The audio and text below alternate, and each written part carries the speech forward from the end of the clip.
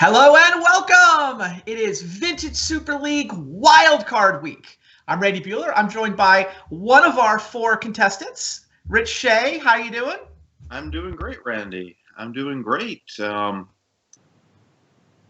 Apparently, I'm Randy Bueller and you're David Ochoa. We'll get the names updated. That'll be a sec. You're not Randy Bueller. If you were Randy Bueller, you would have just been breathing a sigh of relief to not get relegated. But as Rich Shea, you 3-0'd last week. You earned the last spot in this wildcard group. You're still live to win the whole league. I am, and I'll tell you, there's a different tenor between playing for staying in the VSL and playing to make the finals. It's a different thing. Last week this time, I was anxious, I was nervous. This week, I took a nap, I had some ice cream, vegan ice cream, it's Lent, of course, and then of course. Yeah. And then I'm gonna, the downside is bad, but the downside's not really that bad, right? The downside, the season is finished. But last week, the downside was that the VSL is finished. So no, I hear you. Like I said, I definitely many sighs of relief were breathed. This week should be fun, though. So it's funny. Normally, I'll text Athena during the day and send me the link to the deck list. I like to read ahead. Mm-hmm. She told me you're doing commentary for the first round, right? Yeah, I'm not going to send them to you. All right. I've learned to trust Athena. I got a feeling there's going to be some spice this evening. I don't know what's going on. You obviously know whatever you submitted, but I'm definitely looking forward to it. I know what I've submitted. And I know what Brian Kelly submitted. Oh, okay. That's your first opponent, too. Right. So he and I know what each other are on. There's going to be no big surprise there. It's going to be Brian Kelly's on a fun and exciting and interesting and innovative Brian Kelly deck. Okay. But Brian Kelly is just a master deck builder. He designed Sylvan Mentor. Sure. I put a lot of work into that deck, but Brian Kelly made it. And he also designed Bomberman Oath or Kelly Oath. So he's designed a lot of decks. All right, so something to look forward to in the second match. We can actually show you guys the group of four players that are playing tonight. You know it's Rich. We talked about Brian Kelly. Our first matchup, though, two more vintage ringers. Rachel Agnes is in this wildcard group tonight. She's going to be taking on Eric Froelich in the first round, coming up momentarily. Efro has definitely got the best VSL career at this point. Yeah, he's been crushing it. He's made it to the finals of every real season, right?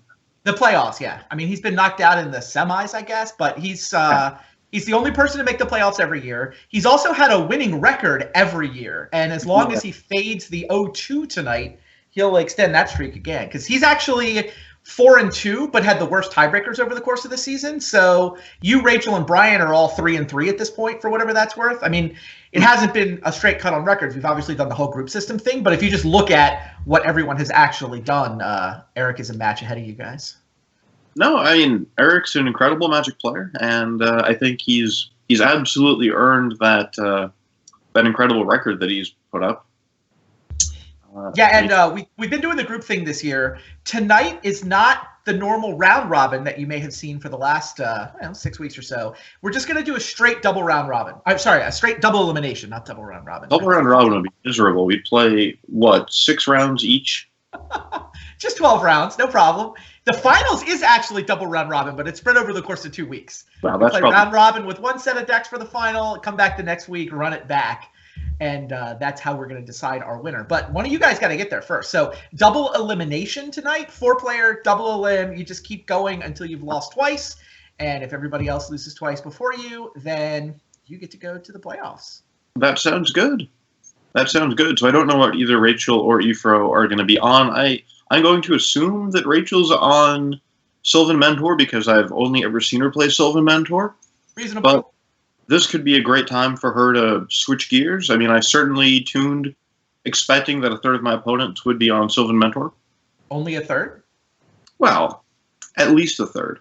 At least, well, I don't know what you have Eric on. I have to agree. I mean, I don't know the decks this week either, but putting Rachel in Mentor does seem like the safest call. Doesn't mean she's 100% to play Mentor, but she's probably more than 50% to play Mentor. I felt like the correct deck for Ifro would have been Paradoxical Storm because it's good against Sylvan Mentor. Okay. And it's just a really powerful deck, and it's a deck that we haven't seen a lot of. But it's also possible that Ifro is on the random wild swing deck selection methodology, where he randomly picks out a deck. That is apparently what he did the first 2 times.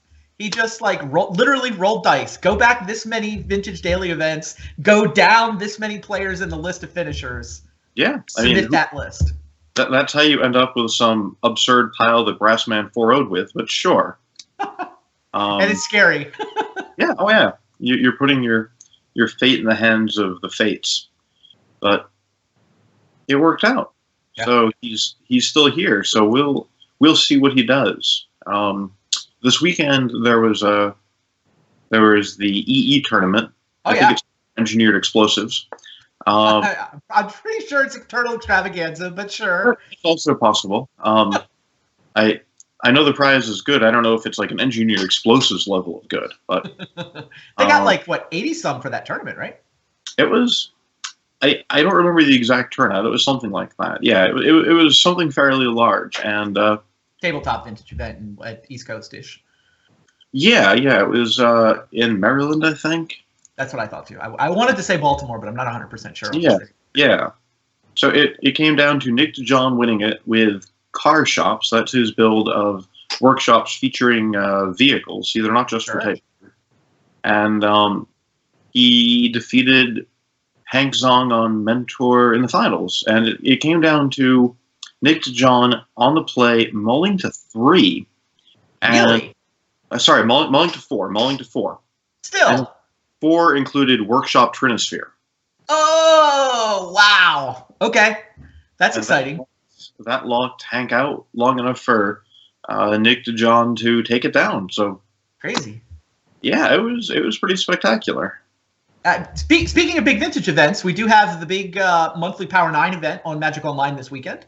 Oh. I gotta suspect you'll be there. You've been running rampant over that tournament series for a while. I didn't get a chance to play in the last one.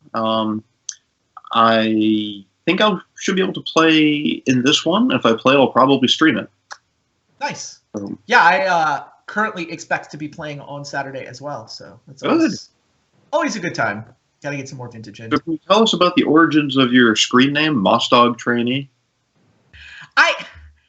It's terrible. I was trying to do the like reverse tail poker thing of just coming up with the weakest sounding magic creature I possibly could. Like the creature that's so weak and helpless that it just aspires to being a 1/1 with a crappy ability. Isn't Mossdog a 3/3? Pardon? Isn't Mossdog a 3/3? No. I think he's a 3/3 with Dredge, right? That's a different creature. That's fine.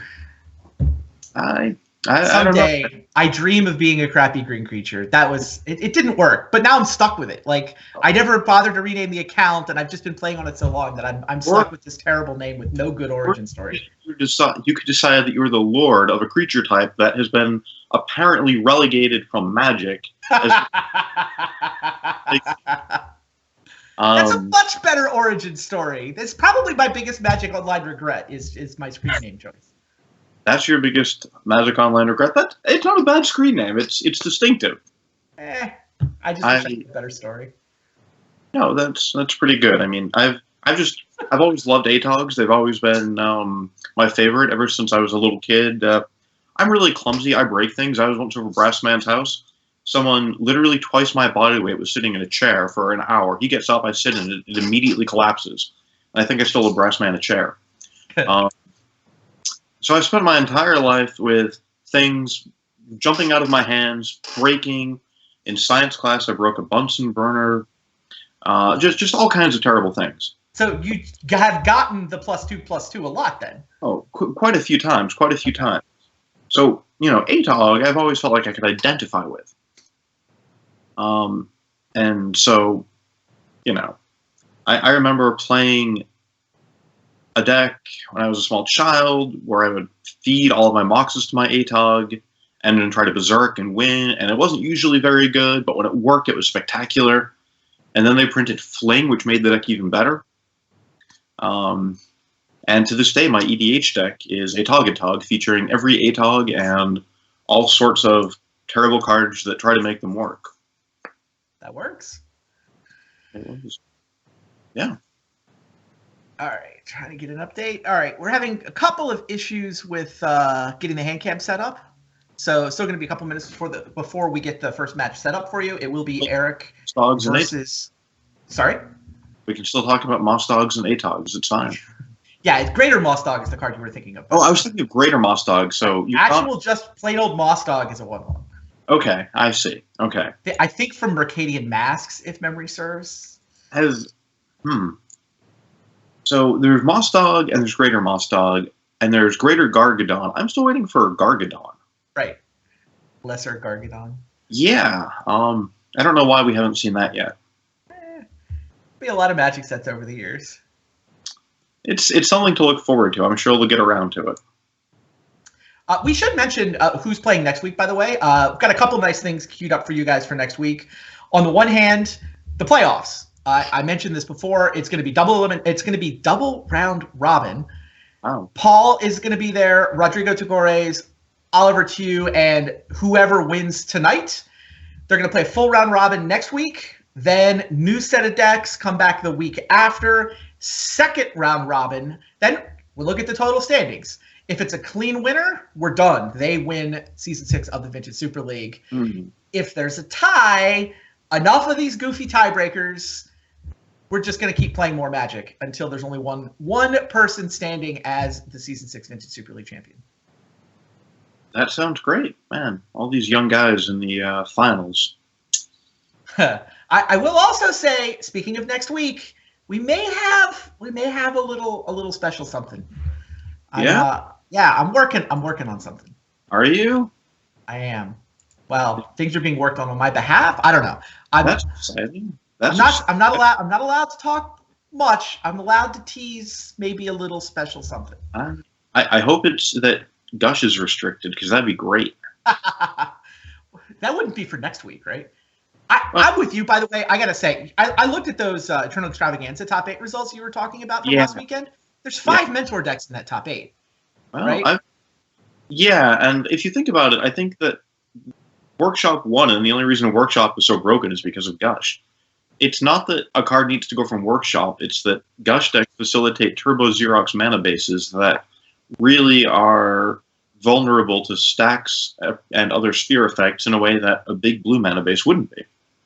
Yeah, so, no, I think it's time. I'm officially on team restrict Gush. It's been a while. I mean, we needed to let it shake itself out, but I think, I don't know, we've got the European Eternal Weekend coming up in a couple of weeks. I know Rodrigo Tagores and his crew will be making the trip over from Spain. Get those results in, but unless something just shocking happens there, I gotta think we're closing in on time to take something out of the Mentor deck. I think so. I feel like Steve Mendian has been tirelessly lobbying for Wizards not to restrict it so he can continue selling his book. And he sent it to us. It's a nice looking book. I have a copy too. Yeah, it's nice. The art on the front is great. It's a well-made, well-designed book, but I think it's time. I'm looking forward to seeing how the European, not world, but regional championships turn out. Sure. My friend Joe Brennan is going to be there representing the U.S. I don't know if there are going to be other vintage players who are going. You're not making the trip? No, I can't. It's too bad. I look forward to going to Waterbury in about a month, the week after Easter. Okay. And that's going to be fun. And I certainly have every intention of going to U.S. Champs this year. Sure. Yeah, I know. I've seen Nick Koss talking about having trials for that. Apparently, you can get buys in the Vintage and Legacy Champions at tournament weekend. What happens if you get found guilty of Vintage Championship? I'm not following. It's a trial. Oh, it's a trial. Terrible. Sorry, that's I hope you're getting graded badly in the chat for that. I've always got the 20 seconds of lag. That's D- material, Rich. You're better than that. I don't know. The chat, what do you guys think? I certainly try Randy's patience. Booze. Oh, the F+. It's funny how there are no B's or C's. Everyone either hates it, but you have a couple of fans. I got a Q-. That's exciting. I've never gotten one of those before. Some actual booze. It's nice. I get an 8 out of 8 and an A+ on an apple.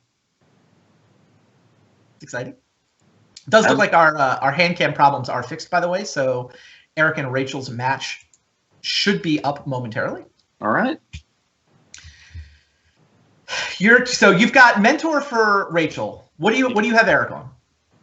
I think the correct deck choice for him is Paradoxical Outcome, but I don't answer my question. I'm going to go with that, but if he's on the full random mechanism, then he'll probably have randomly fallen into playing some sort of mentor contraption because that's what's putting up the most results on Magic the Gathering online. Yeah, if you roll dice right now to pick your deck, it's pretty likely to come up mentor. You definitely, and we were talking about potential restrictions if R&D does decide it needs to take some of the teeth out of the mentor deck. You've definitely got Gush as the card. Do you think only one card? Start with Gush.